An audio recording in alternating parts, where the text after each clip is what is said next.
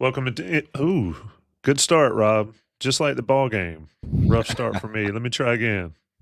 Welcome into the Inside Carolina Postgame. I'm your host, Tommy Ashley. We are sponsored by Johnny T-Shirt and Congruity. Rob, I'll get right into it. You and I texted at halftime. It was kind of ugly. It did not look pretty. And then Carolina flips a switch and outscores American by 43 points in the second half. Your overall thoughts, and then we'll dig into it. Yeah, I mean, I thought this continued the theme for me. The top line story so far through 3 games is role assimilation, and we talk about this every season. Last year we didn't have to spend a lot of time on it because the roles filled in so immediately. You had Ingram and Ryan immediately sliding into wonderfully refined roles.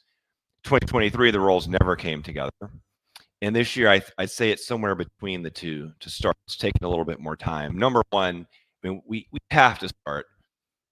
It's Elliot Cadeau's team. Now, I was a resistor after the preseason. We heard about this. We talked a little bit about it in the preseason roundtable, but it would take a lot to knock me off that line at this point. And it's not about how RJ Davis isn't shooting well. What it's about is the fact that the entire team seems to respond to Cadeau. He's a stimulant for the offense, and really somewhat the defense as well, because he's getting some steals. He's the best one to get them out into transition. So I thought tonight was more of the same, where you just notice a difference when he's out there. Indeed, you do. Cadeau finished 8-1, eight assists, no turnover, or excuse me, 1 turnover, 18 points, shot it well, 6 of 9 from the field. One thing that I like to see is his willingness to take the three. He was 1 for 3 tonight. There were times last year, as you know, and as everybody knows, that he was hesitant to do it because he couldn't make them. So he's willing to take it, but he gets downhill, Rob. He gets downhill. And I often talk about, and you hear people talk about all the time, go up strong.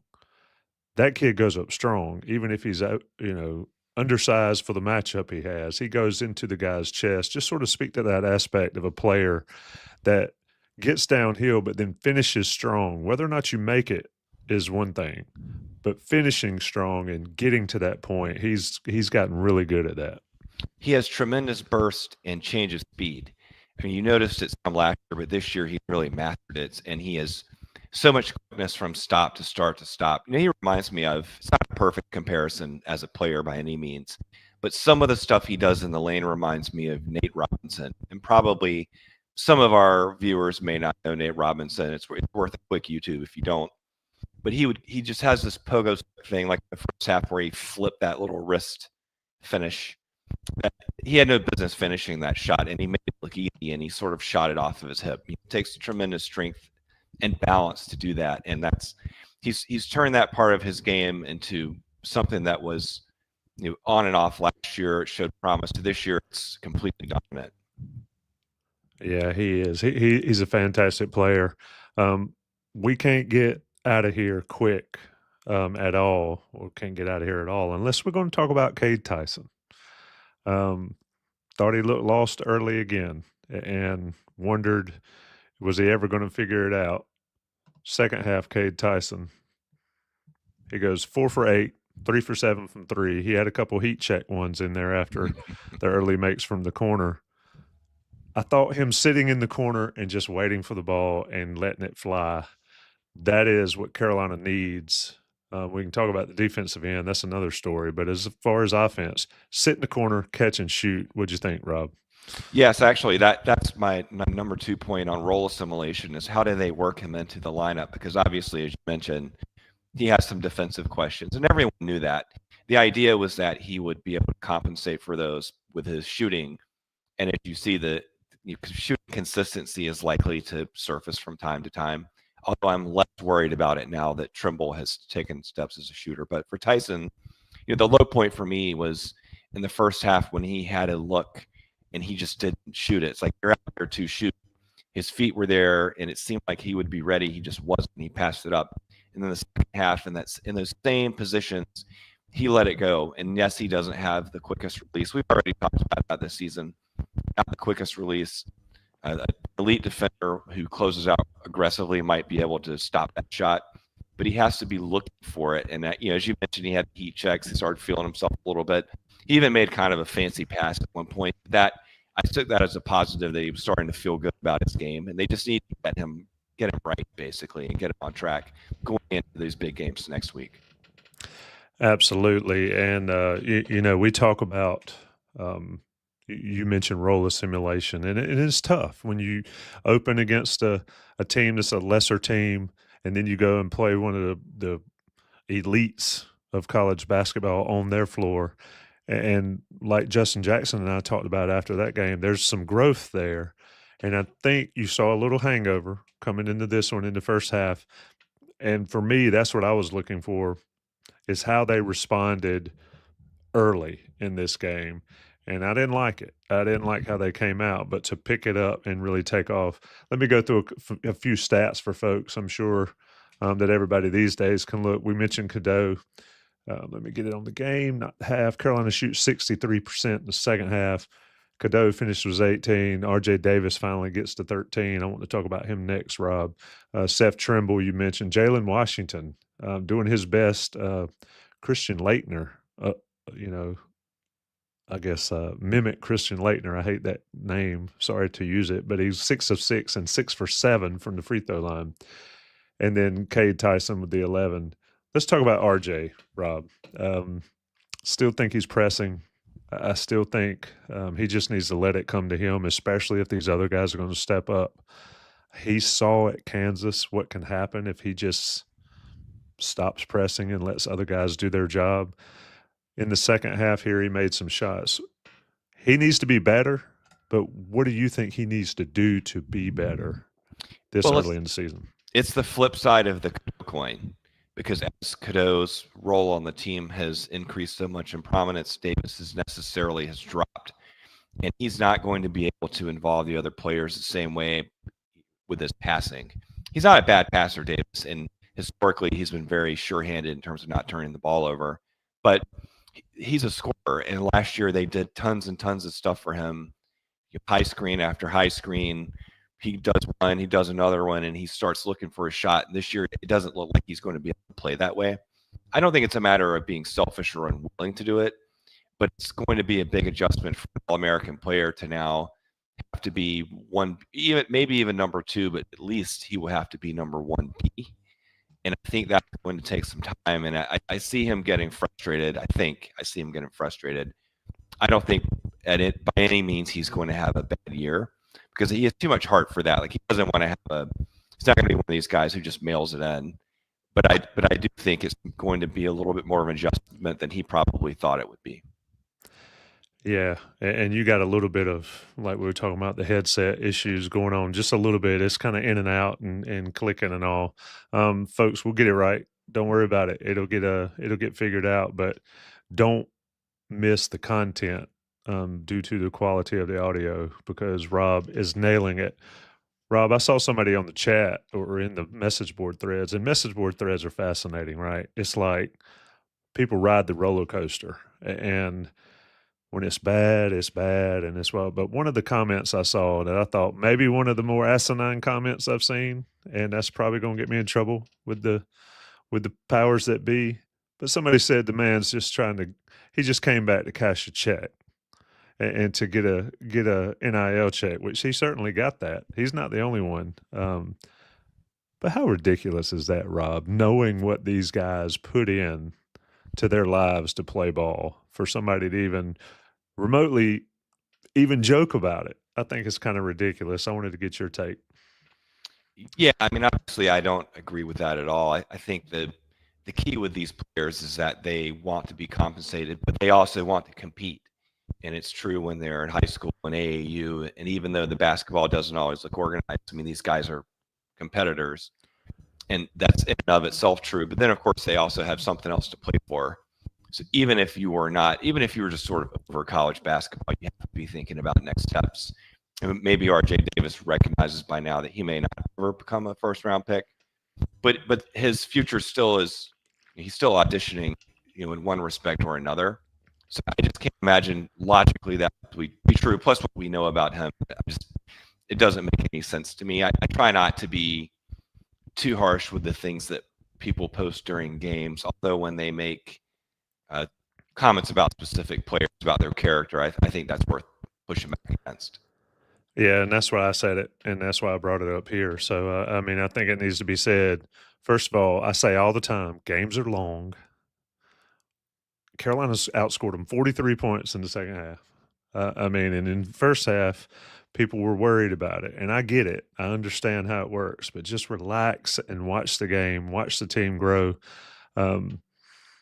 And see what happens. It's the same thing with Cade Tyson. The first 20 minutes, he was not good. Second 20 minutes, he looked like the guy that they thought he would be out of the portal. We'll see how it goes. They've got another 8-day break here before they play Hawaii, and Rob and I will get together next week. But, Rob, I wanted to ask you, and we're not going to stick here long. I mean, it's a 52-point win.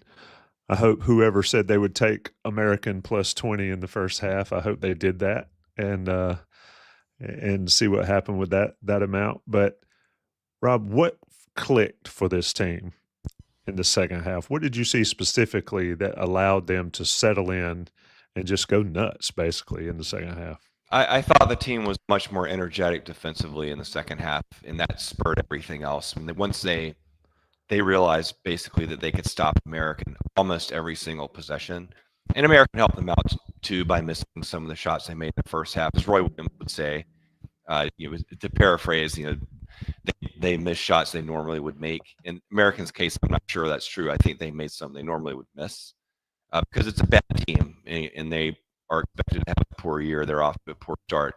And I think Carolina, once they started blocking them up and they realized, okay, we can dominate them on this end of the court. We don't need to press offensively. Everything started opening up. Too, I would say I thought the pace got to American as well. Some of the runouts, Lubin and Washington both had some. We probably should touch on Washington a little bit. I thought that he's not the most emotional guy most of the time. So when you saw him really get hyped up about his own play, I thought that was great. I think my favorite play of the game maybe was Cadeau taking a real quick little entry touch pass. That's the play. He's the only guard on the team who can make that pass. And Washington converts it and gets the three-point play and gets the whole bench going. Yeah, that type of stuff is infectious. And that's why I say it's Cadeau's team, and I think it would be great if the team can continue to feed off of him, including Washington's, just sort of bring out something more primal in his game. Yeah, he was hyped up, and like I mentioned, he's 6 for 6, 6 for 7 from the free throw line. He's not going to do that every night, but he's got the ability to do that, and then he can step out and he can certainly shoot the threes. I know, I wasn't a huge fan of that three against Kansas, and you talked about it on the message boards. It was his first one of the night, and I much prefer to see him come down and do the old Jawad Williams top of the key three there. But Washington's got some abilities, and he goes 18.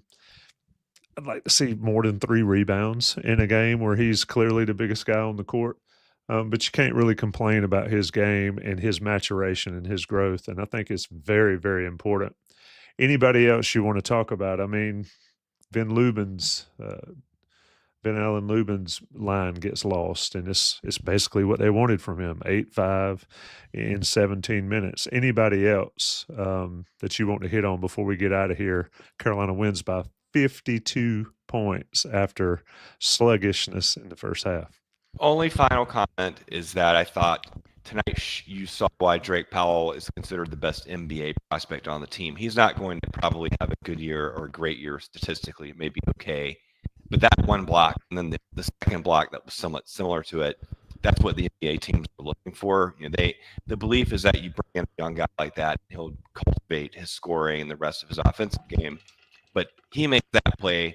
Of all the scoring and all the passing the team was doing, what's the highlight from the game that you would see on SportsCenter? It would be that two-handed catch block from Drake Powell, and I think you'll see a lot more of that. Probably, even if his numbers aren't there, I doubt that his NBA stock will change that much, which right now is at least late lottery.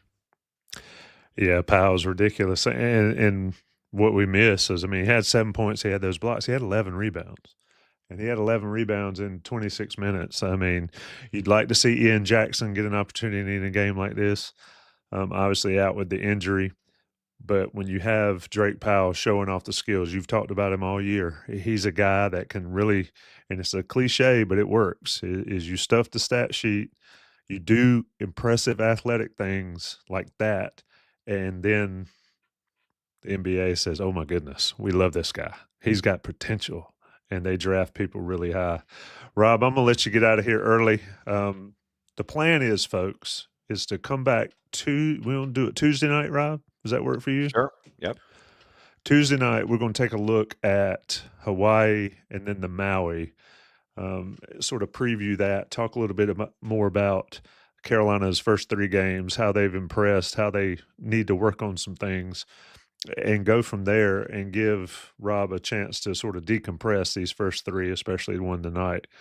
But it's been the post game. Carolina wins by 52 after starting slow, like I said. Everybody gets in the action. One thing, and I'll agree with you, Rob, my final takeaway, it is Elliot Cadeau's basketball team. They are a completely different, just like the football team's different with Kamen Rucker on the field, this basketball team is just about as different with Elliot Cadeau on the court. He needs to stay healthy. He needs to stay out of foul trouble, and he needs to do what he's been doing all year. That's Rob Harrington. I'm Tommy Ashley. We're sponsored by Johnny T-Shirt, johnnytshirt.com. Go see them if you're in town on Franklin Street for the game tomorrow.